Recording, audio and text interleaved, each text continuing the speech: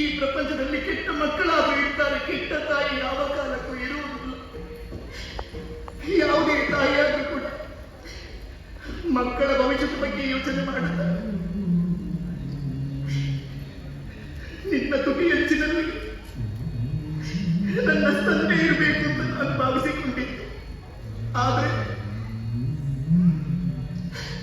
ನಿನ್ನ ಕಣ್ಣಂಚಲ್ಲಿ ಕಣ್ಣೀರೇ ಉಳಿಯುವ ಹಾಗೆ ನಾನು ಮಾಡಿಬಿಟ್ಟೆ.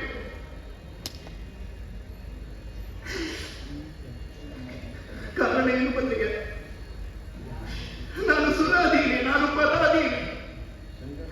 ದೇವೇಂದ್ರ ಹೇಳಿದ ಹಾಗೆ ಕುಣಿಯುವವಳು ನಾನನ್ನ ಕ್ಷಮಿಸಿ ಬಿಡು.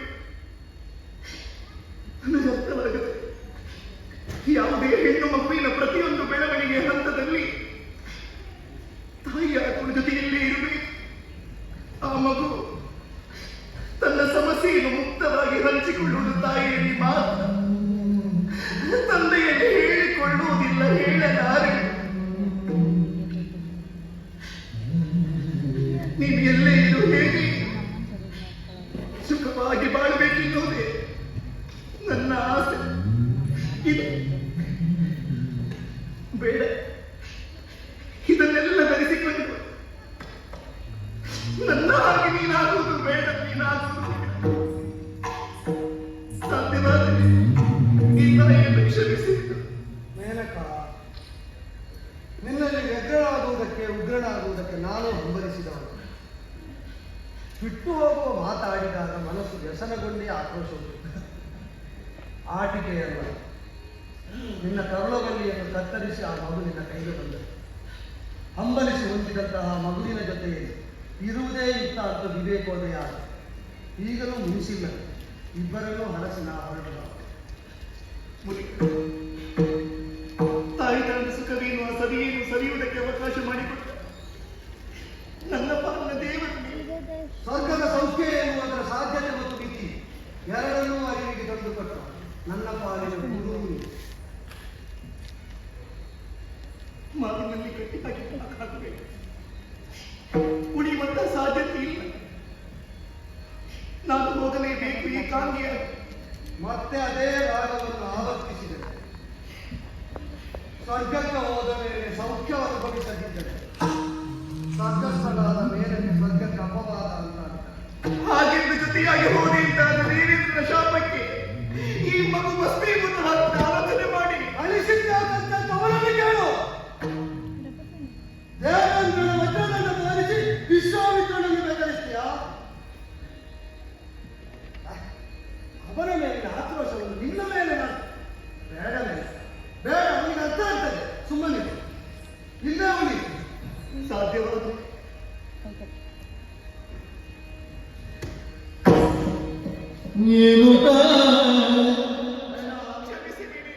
ಹುಚ್ಚುತನ ತೋರಿಸಬೇಡ. ನಿರ್ದಯನಾಗಿ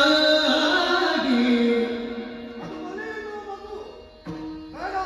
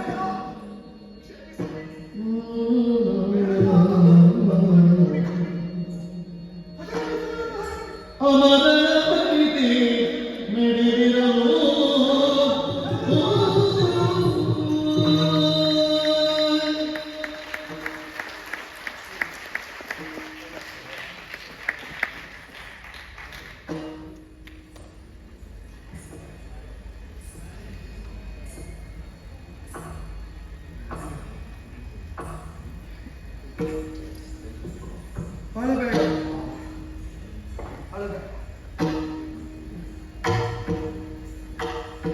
ನಿನ್ನ ಅಪ್ಪನಿಗೆ ಮಕ್ಕಳ ಕೆನ್ನೀರು ಒಂದೇ, ಕಣ್ಣೀರು ಒಂದೇ. ಅಳಬೇಡ.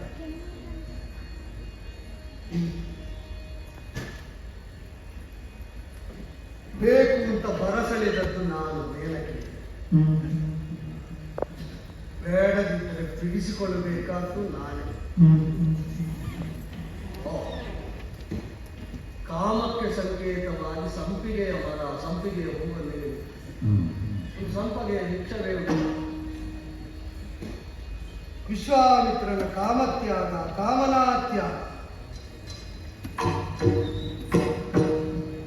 ಇಲ್ಲೆಯ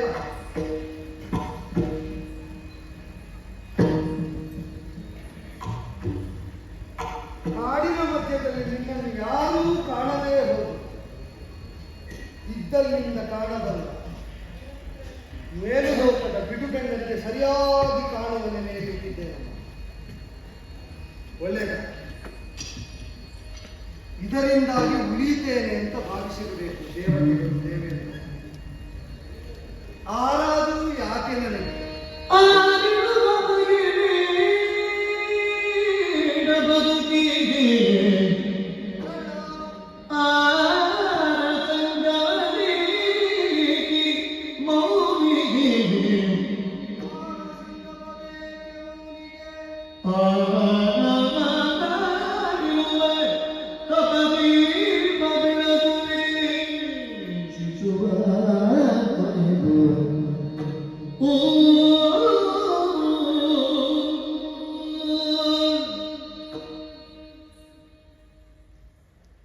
ವಾನಪ್ರಸ್ಥದಲ್ಲೊಮ್ಮೆ ದಾಂಪತ್ಯದ ಶುಚಿ ಕಂಡರು.